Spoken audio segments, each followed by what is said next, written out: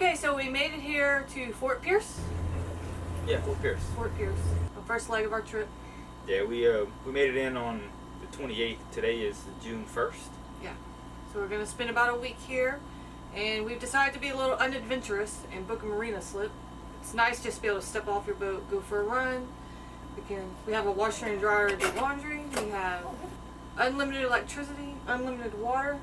The air conditioner. Air conditioner is the best invention ever. Holy hell. Our videos, we have not been posting weekly videos because we basically caught up on our content. We were just hanging out on the boat in the Florida Keys. We really were not traveling and doing anything very active.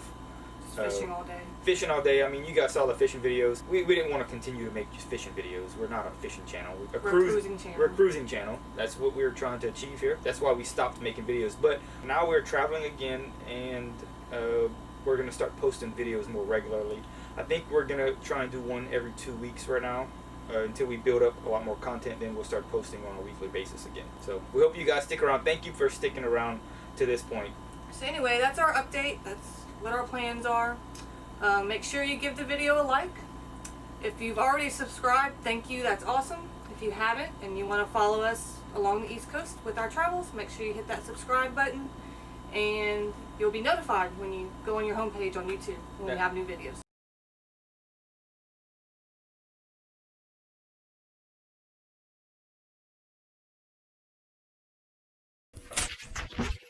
So we're getting ready to go to shore.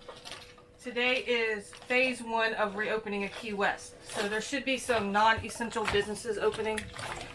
We're really hoping that the bait and tackle shop is open so we can get a new gold member.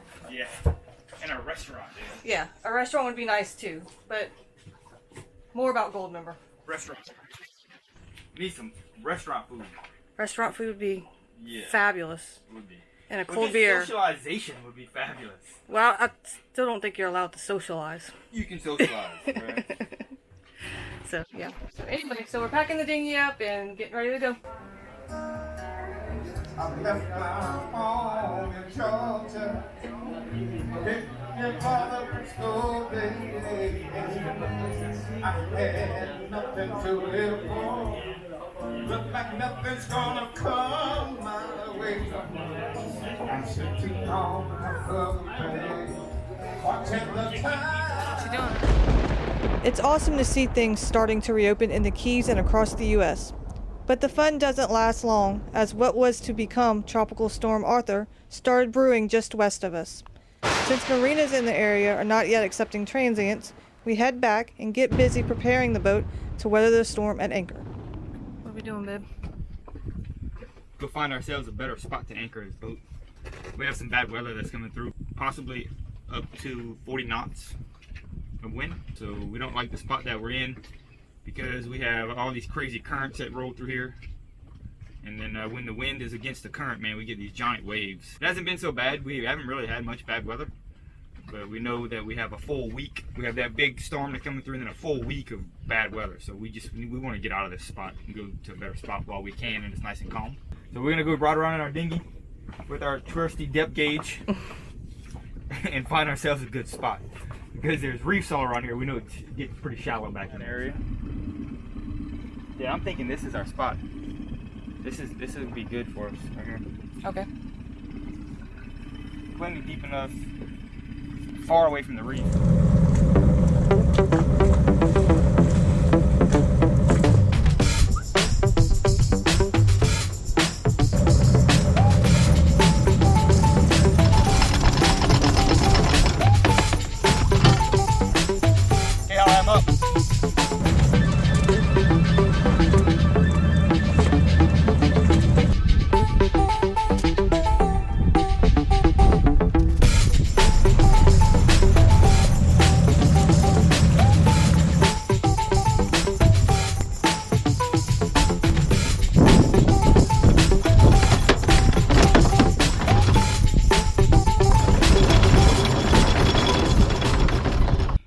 You can see the macro skies begin to come through, which is a really good indicator of some bad weather.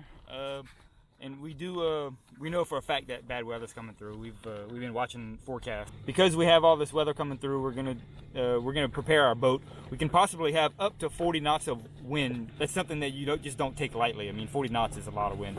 We're gonna storm tie the mainsail on our boat because we have this giant stack pack and it creates a lot of windage. So we want to reduce the amount of wind resistance our boat's gonna have when all of that wind comes through. So to do that, it's really simple. Basically, we just lower the lazy jacks, and then once the lazy jacks are lowered, we'll wrap the stack pack up on top of itself, kind of like a big soft taco, and then we take a line and we tie the length of the boom around the stack pack and the mainsail just to keep it real tight and sleek, as sleek as it can be. So that's what I'm doing. I'm up here inside the stack pack now.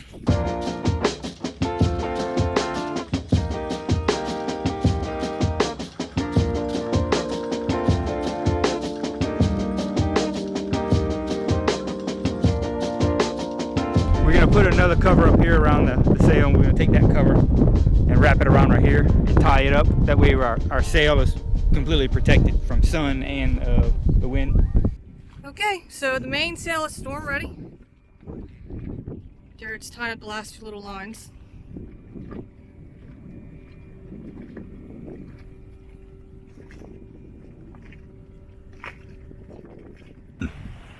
Yeah, so we're supposed to have sustained winds in the 30s tomorrow night. Here we are, we just gotta weather this blow. Just gotta wait it out. That's all we can do. We're down below cooking some spaghetti. We posted a YouTube video. If you haven't seen it, go watch it. You're gonna like it.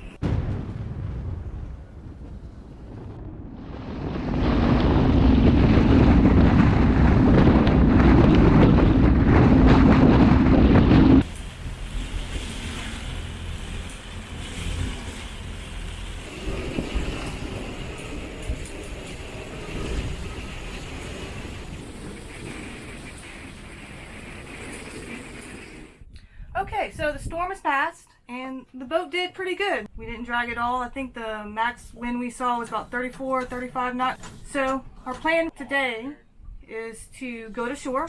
There's a few things we need. We need to get some provisions, some propane. Jared needs a few things from the hardware store for some maintenance items because our plan is to try to leave next week. Our goal is to leave in 4 days. Head north since all the tropical weather is starting to creep in here. The East Coast marinas are starting to open up, so that obviously dictates where we can and can't go. So first step is we got to get the dinghy back off the davits, get the motor on the dinghy, get all that together so that we can go to shore, get all of our errands done. Need some help, babe? Yeah, I'm going to. What's going on today, babe?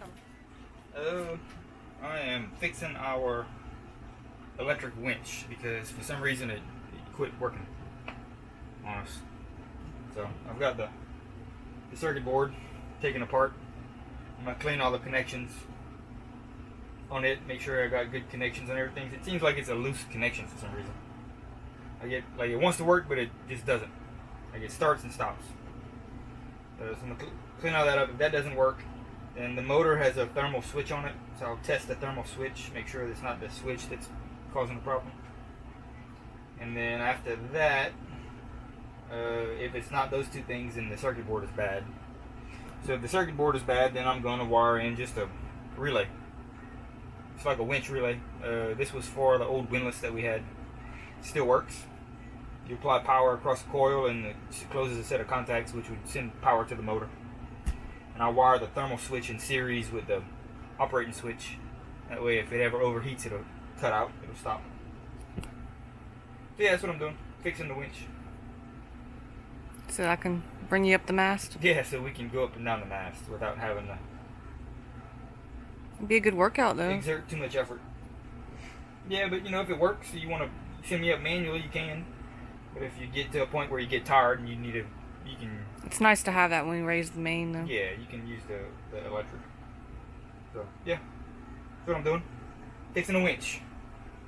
Damn winches. You can't never trust a winch, dude. I'm telling you.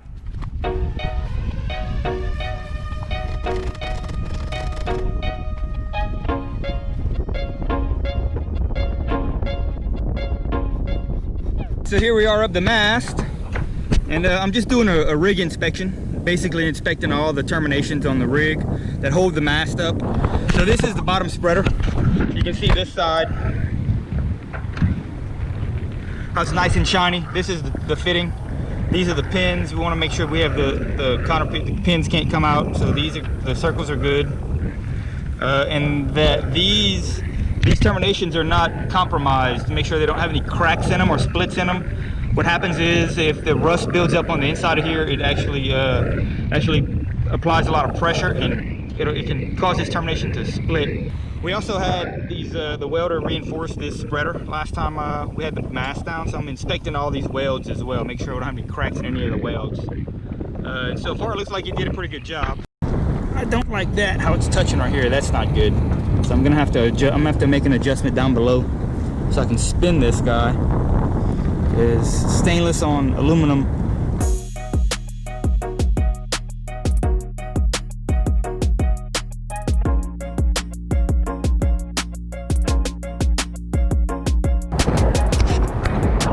All right, so here we are at the top spreader of our rig.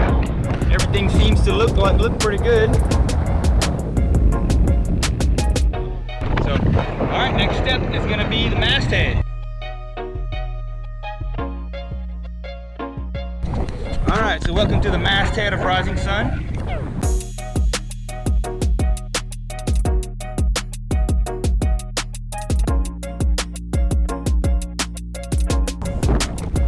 All right, so the rig inspection looks pretty good. The rig looks good. I think we're good to go.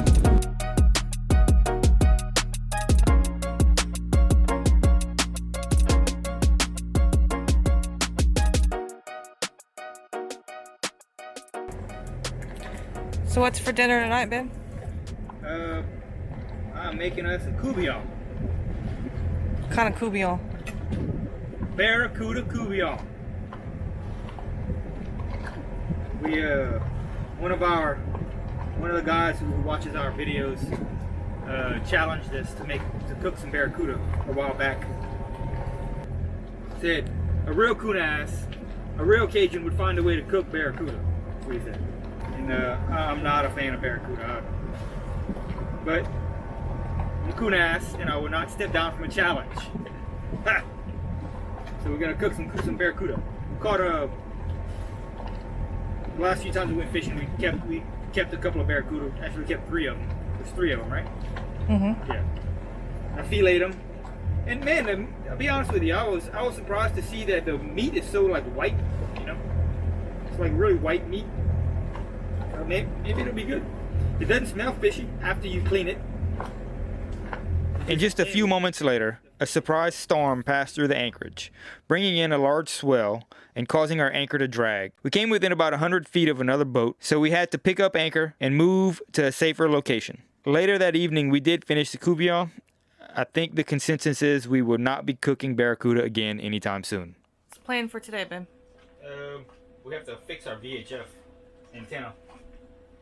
We're having an issue with our new Simrad. It'll just turn itself off and then turn itself back on during transmissions. So that's not good. So if you come look at it. The tides at Garden Key in the Tri-Tortugas for today through Friday morning. 30 nautical miles south of Sam Key Light, off Key. Yeah, just like that. So it'll turn itself off and turn itself back on. And it predominantly happens during transmissions. Did some troubleshooting on it. I disconnected the antenna from the back of it, the coax cable. It just stayed on all day long. It didn't turn off. So I think I have an issue with the antenna up at the masthead. We're gonna go up the mast today, fix the VHF antenna, and we have people like this, right? We just come flying by. So that should make it pretty interesting. Oh, look, some girls with their butts out. Nice. Really? What?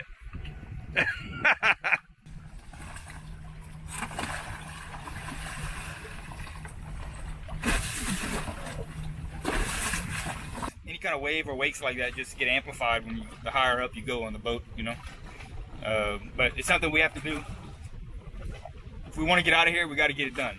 The way I do this is I wear a climbing harness, and then I also use a bosun's chair.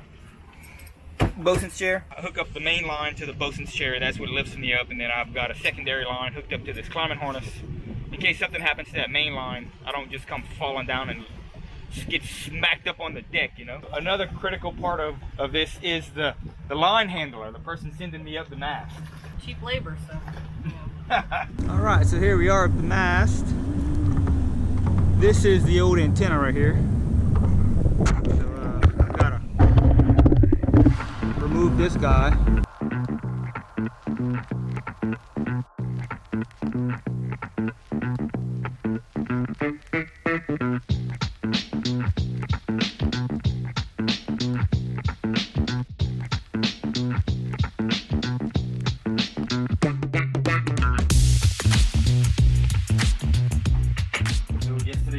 We did some troubleshooting. I went up the mast, installed an antenna, tested the coax cable, came back down, tried the radio, that didn't work. The thing just turns off and on, off and on, off and on. You disconnect the antenna from the radio, our VHF radio, the power problem just goes away. So we contacted tech support via their chat service, because the office was closed, and she told me that I'm gonna have to call and probably send the radio back in. So to do that, I need to get the serial number, which I'm doing now. Then I'm gonna call them, see what they want us to do, because it is under warranty, and we paid a lot of money for this thing, and we're trying to leave here. We were gonna leave today, but we can't leave without a radio. You know, what are you gonna do? We can't stay here because we're starting to get storms roll through. We had the first invest developed right on top of us last week before last. Yeah, so we have to get out of here. So we're gonna leave probably tomorrow, I would think, early tomorrow morning. So we're just gonna day hop and up the keys and just keep going as far as we need to go. Right. Looking forward to some lobster in Maine. We've got a long way to go before we get there. Yeah, I don't know if we'll make it that far, but we're gonna go that direction. Thank you for calling Abaco, leader in marine electronics, featuring B&G, Lowrance, and Simrad products. You're what? 6626. Yeah, 6626. Alright, perfect. Thank you so much for that. And is this your first time calling in with Simrad? Yeah, it is. It's first time. Well, it's my first time calling tech support. Okay, how can I assist? Yeah, I have an RS-40 VHF radio, and the thing, the power just cycles off and on. Only whenever the VHF antenna is connected. Oh, but if it's not connected, it works just fine. Well, I mean, you can't make VHF. You can't use the VHF radio if the antenna's not connected. But yeah, it does not turn off, and the AIS does work whenever the VHF is not connected. I see. Let me just check this one for you. RS-40 combat. Okay. So we just got the phone with tech support. They agree that there's something wrong with the VHF radio. So they sent me an email with a return authorization number. So now we have to go into town and mail the package to California so they can look at it before they fix it or give us a new one. So yeah, we'll be stuck without our AIS, I guess, for the time being. So in the meanwhile, I did install this guy. Look at that great professional installation we got there. But hey, it's a little cheap icon, and guess what? It works. Imagine that. 20%. So Here is the latest weather. glad we kept the old radio as a backup, because we would be in a bind right now if we hadn't. 5. Oh, now we're doing something.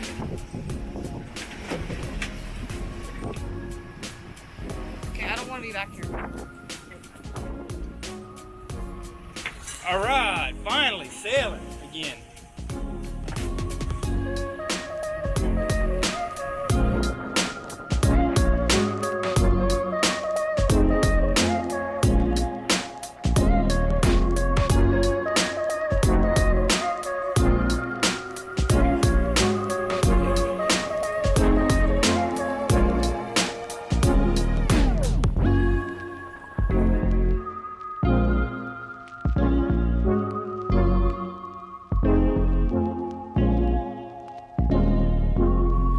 What you doing, babe? You going to rob a store or something? They're not taking reservations at the marina. Yeah. We called the marina. We were going to try and get a slip for the week, and they said no. How the hell can you do that to people? And I don't get it. It's not because they're full. They have plenty of slips available. It's because the government won't allow them to book guests in the marina. Consider it like a hotel. Yeah, we've been going into that marina almost daily, buying full-day dinghy passes to where we can go to shore for a full day. So we interact with the people every single day, just about. But we can't go park our boat in a slip at that marina. It makes no damn sense to me. Yeah. Somebody needs to clean that boat. Are you ready? Yep.